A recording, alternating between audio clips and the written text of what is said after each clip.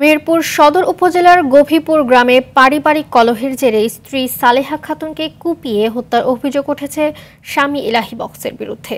ভোরে গ্রামের স্কুল পাড়ায় এই ঘটনা ঘটে। পুলিশ জানায়, ভোরে নামাজ পড়তে উঠলে সালেহার সঙ্গে স্বামী ইলাহির কাটাকাটি শুরু হয়। এক পর্যায়ে ঘরে থাকা হাসুয়া দিয়ে স্ত্রীকে কোপ দেন ইলাহি।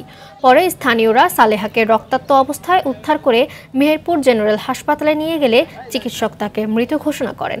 যশোরের শার্শায় শাহনাজ নামে এক প্রবাসীর স্ত্রীর ঝুলন্ত মরদেহ উদ্ধার করেছে পুলিশ। অন্যদিকে যশোর সদর উপজেলার বড় হৈবতপুর গ্রামে এক নারীর রহস্যজনক মৃত্যু হয়েছে। টাঙ্গাইলের নাগরপুরে ধানক্ষেত থেকে অঞ্জনা নামে এক নারীর মৃতদেহ উদ্ধার করেছে পুলিশ।